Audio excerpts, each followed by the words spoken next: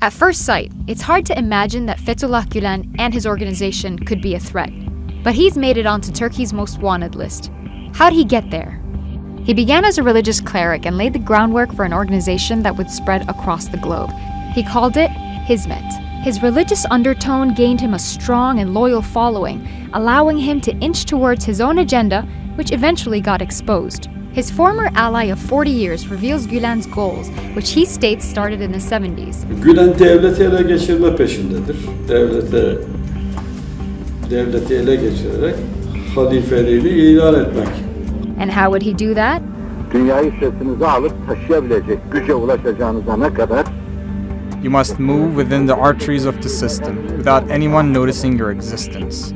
Until you reach all the power centers, you must wait until a time where you have all the state power, and you have brought to your side all the power of the constitutional institutions in Turkey. And that's what he did. He began in 1976 by opening his first student dormitory, which served as a place to hold religious discussions on the side. This became the template for all Gülen-inspired tuition centers in schools.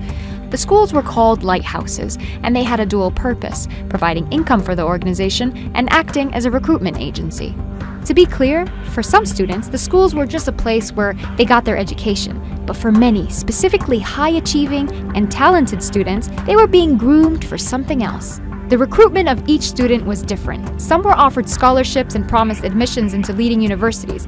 And then there were many cases of cheating on exams and cronyism that allowed for these hand-picked high achievers to be placed into the military, judiciary, and police institutions. Once the recruits were positioned and empowered, they were asked to now give back to the organization by donating 10 to 20% of their salaries.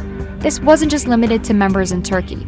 In an article published by the Washington Post, a witness testifies that, quote, her husband, a Turk, had been involved in the Gülen movement, and that Turkish teachers at the Ohio school had to turn over 40% of their salaries to a secret fund used by the movement. Like most organizations, this one also had an hierarchical structure. It consists of many circles which work as small secretive cells. The cells vary in size, but generally consist of an abi or abla that directs its members. Members are kept in the dark about other cells and don't have contact with anyone other than their directors. Cells that are more vital to the organization with members in high-ranking positions are so secretive that they communicate through code names. Many members, especially ones who have infiltrated institutions, were told to leave religious obligations like prayer and abstaining from alcohol just to avoid being detected as being part of the organization. For the sake of furthering their political agenda, they were willing to play with their religious principles just to secure their strategic posts. After 20 years of loyalty to the organization, Hüseyin Gülerce, the former editor-in-chief of Zaman, which used to be one of Turkey's leading newspapers, revealed the following. 1. Bunların namaz kılması yasak. 2. İçki içmesi serbest. 3. Hiçbir açık vermemeleri için diğer subaylar ne yapıyorlarsa aynısını yapmak zorundalar. Such guidelines helped foster the expansion of the Gülen organization rapidly. By the 1990s, Gülen brokered key alliances within the political elite and ran a multi-million-dollar empire with TV stations, a newspaper, a major bank, and Turkey's largest trade association. His main objectives were to protect his organization's interests and to undermine his competition at all costs. Within Turkey, he'd strategically shift his allegiances easily to whoever was the governing power, like in the cases with the military coup of 1980 and the forced resignation of the government under military pressure in 1997. All the while, his organization was gaining momentum internationally as well. He developed strong networks in the West, particularly in the US, and opened over 2,000 schools worldwide. In the late 1990s, Gülen was wanted for plotting to overthrow the Turkish state. He fled to the United States, citing health problems. This is around the time his private videos surfaced, revealing his agenda.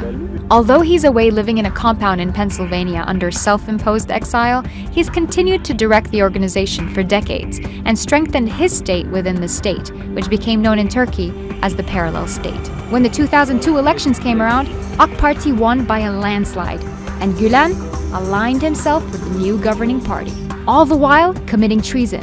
His network of infiltrators continued to give him access to confidential state information. Members of the organization often collaborated amongst themselves to smear the reputation of rivals through wiretapping, leaking confidential information, and fabricating evidence. One of the biggest examples of this was the 2007 Ergenekon case, where Gülenists targeted high-ranking military officials. They released documents that led to the jailing of 275 high-ranking officials. Later, the documents were found to be forged, and even though the falsely accused were later acquitted, the organization was able to secure prominent posts for themselves from the new vacancies. It was around this time that a growing rift between the AK Party and the Gülen organization emerged. In 2010, Hakan Fidan, who was working in the prime ministry at the time, was appointed as the head of Turkey's national intelligence organization. Gülen disapproved of Fidan's appointment. More controversy occurred when secret peace talks between the MIT and the PKK in Oslo were sabotaged. Confidential recordings were leaked to the media, and in 2012, Fidan was called for investigation by Gülen prosecutors who are currently under arrest. In 2013, Erdogan announced that tuition centers would be shut down nationwide. This was a big blow to the organization, since most of these centers were operated by Gülen and fed his organization. With upcoming elections, Gülen started a smear campaign accusing AK Party members of corruption. But this didn't stop them from winning several landslide election victories, which left the Gülen organization increasingly frustrated. As more light was shed on Gülen's parallel state, both Gülen and his organization lost considerable credibility and legitimacy among the Turkish public. Then, on July 15th of 2016, the Turkish people were faced with the bloodiest coup attempt in the country's history. 250 people lost their lives. And as the intense night of defiance unfolded, the coup plotters were identified and found to be aligned to the Gülen organization. Most of them later testified to this.